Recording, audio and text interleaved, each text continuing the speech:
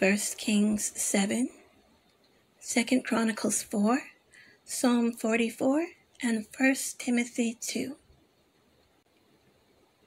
Solomon was building his own house 13 years, and he finished his entire house.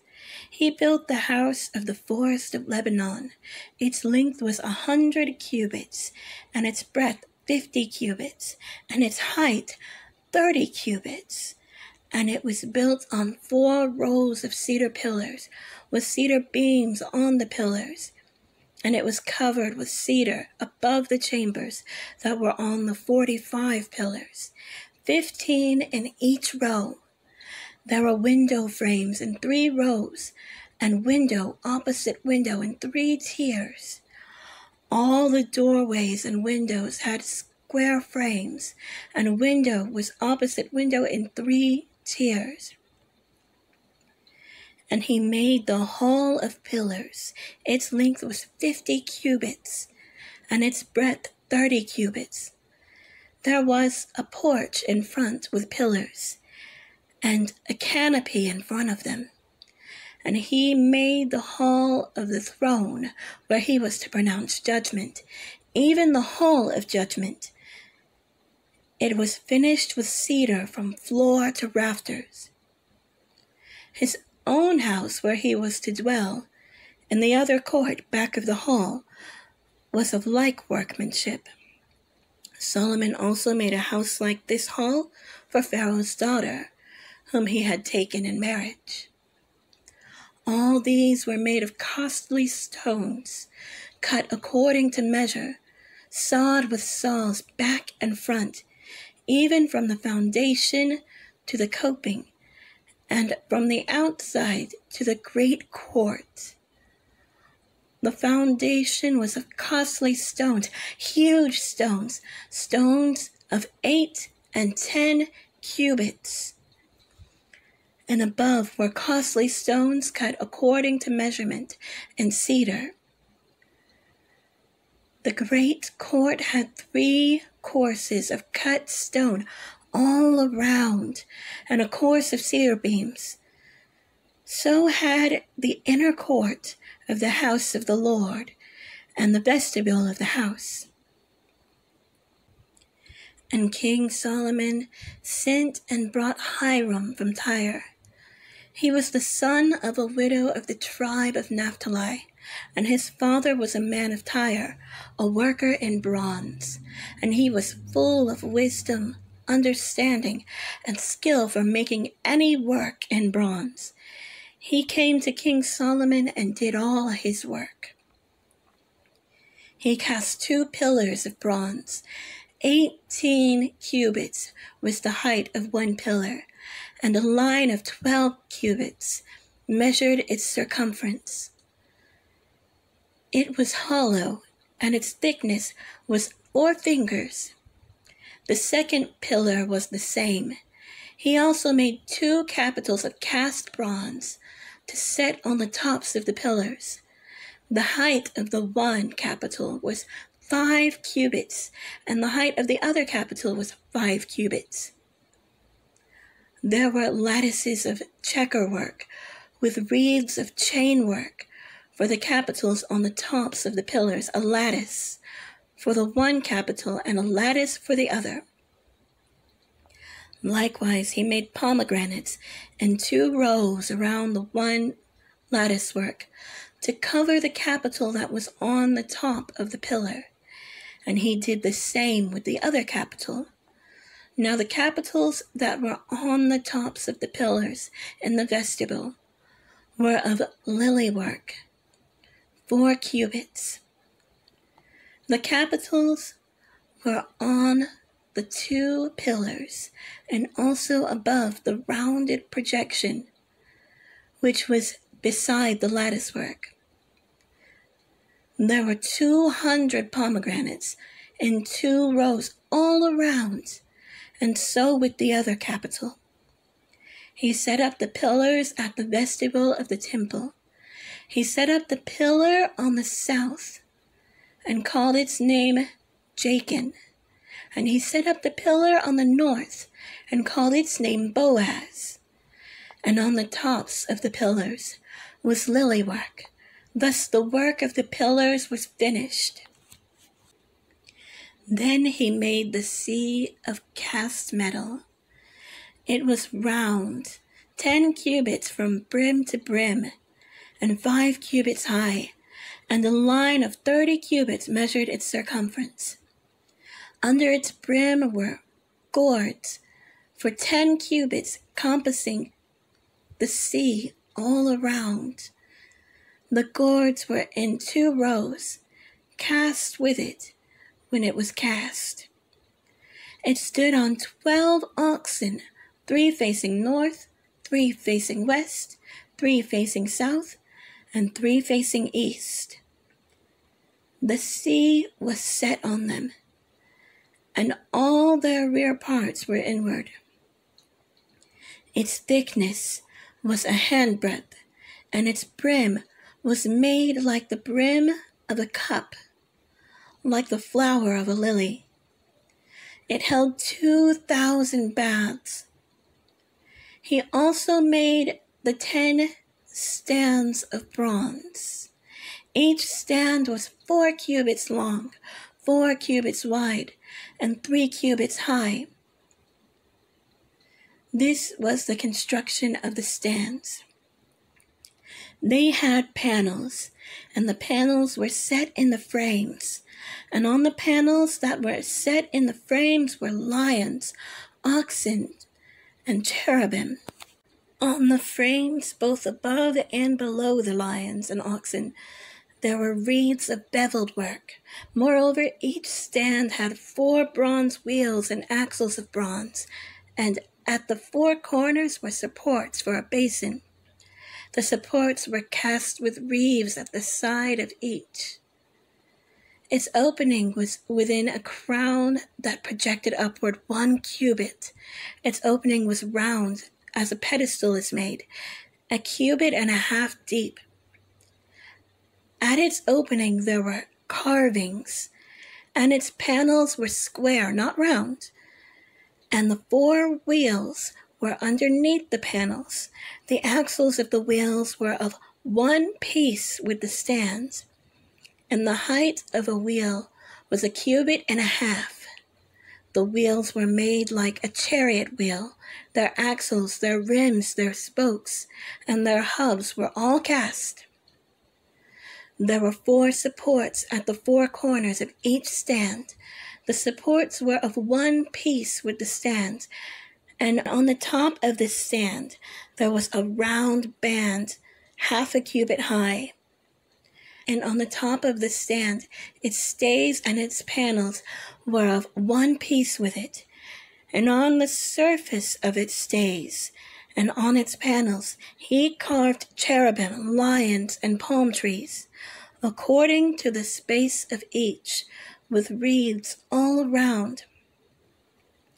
After this manner he made the 10 stands. All of them were cast alike, of the same measure and the same form. And he made 10 basins of bronze. Each basin held 40 baths. Each basin measured 4 cubits, and there was a basin for each of the 10 stands. And he set the stands, 5 on the south side of the house, and 5 on the north side of the house. And he set the sea at the southeast corner of the house. Hiram also made the pots, the shovels, and the basins. So Hiram finished all the work that he did for King Solomon on the house of the Lord.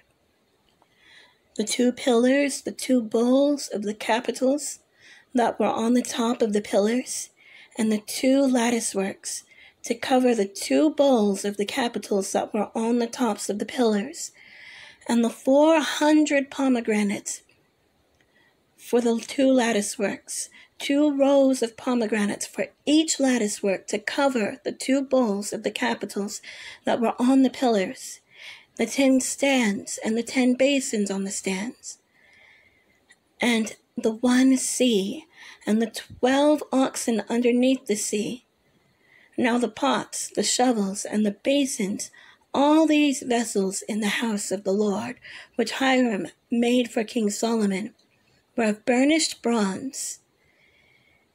In the plain of the Jordan the king cast them, in the clay ground between Succoth and Zarethan. And Solomon left all the vessels unweighed, because there were so many of them. The weight of the bronze was not ascertained. So Solomon made all the vessels that were in the house of the Lord, the golden altar, the golden table for the bread of the presence, the lampstands of pure gold, 5 on the south side and 5 on the north, before the inner sanctuary, the flowers, the lamps, and the tongs of gold, the cups, snuffers, basins, dishes for incense, and fire pans of pure gold, and the sockets of gold for the doors of the innermost part of the house, the most holy place, and for the doors of the nave of the temple. Thus all the work that King Solomon did on the house of the Lord was finished. And Solomon brought in the things that David his father had dedicated, the silver, the gold, and the vessels, and stored them in the treasuries of the house of the Lord. 2 Chronicles 4. He made an altar of bronze 20 cubits long, and 20 cubits wide, and 10 cubits high. Then he made the sea of cast metal. It was round 10 cubits from brim to brim, and 5 cubits high, and a line of 30 cubits measured its circumference. Under it were figures of gourds for 10 cubits, encompassing the sea all around. The gourds were in 2 rows, cast with it when it was cast. It stood on 12 oxen, 3 facing north, 3 facing west, 3 facing south, and 3 facing east. The sea was set on them, and all their rear parts were inward. Its thickness was a handbreadth, and its brim was made like the brim of a cup, like the flower of a lily. It held 3,000 baths. He also made 10 basins in which to wash, and set 5 on the south side and 5 on the north side. In these they were to rinse off what was used for the burnt offering, and the sea was for the priests to wash in. And he made 10 golden lampstands, as prescribed, and set them in the temple, 5 on the south side and 5 on the north. He also made 10 tables and placed them in the temple, 5 on the south side and 5 on the north. And he made 100 basins of gold. He made the court of the priests, and the great court, and doors for the court, and overlaid their doors with bronze. And he set the sea at the southeast corner of the house. Hiram also made the pots, the shovels, and the basins. So Hiram finished the work that he did for King Solomon on the house of God. The 2 pillars, the bowls, and the 2 capitals on the top of the pillars, and the 2 lattice works to cover the 2 bowls of the capitals that were on the top of the pillars, and the 400 pomegranates for the 2 lattice works, 2 rows of pomegranates for each lattice work to cover the 2 bowls of the capitals that were on the pillars. He made the stands also, and the basins on the stands, and the 1 sea, and the 12 oxen underneath it, the pots, the shovels, the forks, and all the equipment for these, Hiram-Abi made of burnished bronze for King Solomon for the house of the Lord. In the plain of the Jordan the king cast them, in the clay ground between Succoth and Zarethan. Solomon made all these things in great quantities, for the weight of the bronze was not sought. So Solomon made all the vessels that were in the house of God, the golden altar, the tables for the bread of the presence, the lampstands and their lamps of pure gold to burn before the inner sanctuary as prescribed, the flowers, the lamps, and the tongs of purest gold, the snuffers, basins, dishes for incense, and fire pans of pure gold, and the sockets of the temple for the inner doors to the most holy place, and for the doors of the nave of the temple were gold. Psalm 44. To the choir master, a maskil of the sons of Korah. O God, we have heard with our ears. Our fathers have told us what deeds you performed in their days. In the days of old, you with your own hand drove out the nations, but then you planted. You afflicted the peoples, but them you set free. For not by their own sword did they win the land, nor did their own arm save them, but your right hand and your arm and the light of your face. For you delighted in them. You are my King, O God, ordained salvation for Jacob. Through you we push down our foes. Through your name we tread down those who rise up against us.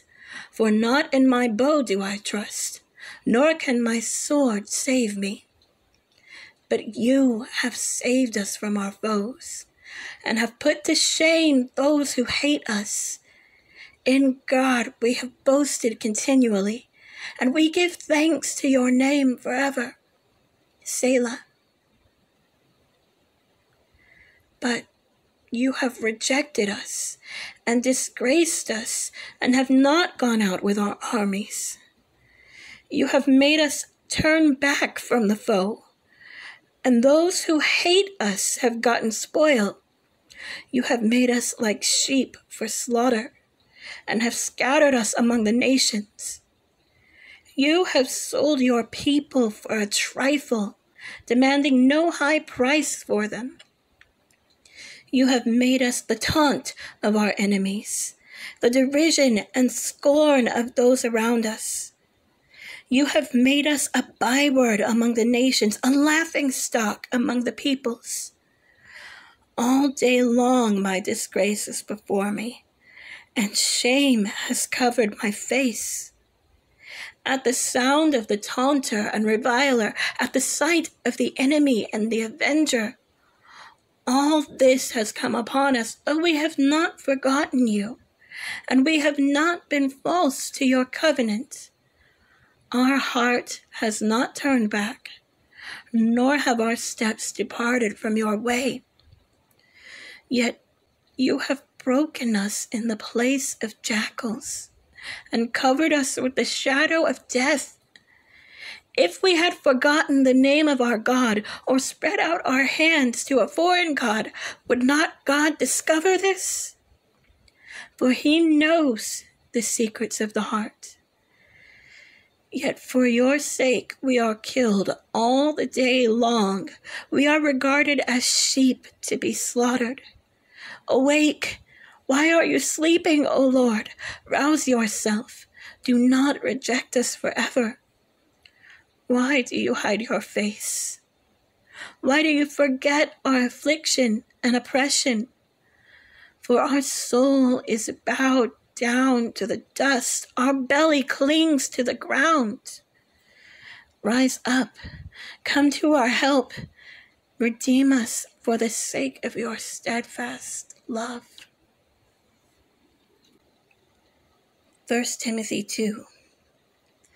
First of all, then, I urge you that supplications, prayers, intercessions, and thanksgivings be made for all people, for kings and all who are in high positions, that we may lead a peaceful and quiet life godly, and dignified in every way. This is good, and it is pleasing in the sight of God, our Savior, who desires all people to be saved and to come to the knowledge of the truth. For there is one God, and there is one mediator between God and men, the man, Jesus Christ, who gave himself as a ransom for all, which is the testimony given at the proper time. For this I was appointed a preacher and an apostle. I am telling the truth. I am not lying. A teacher of the Gentiles in faith and truth.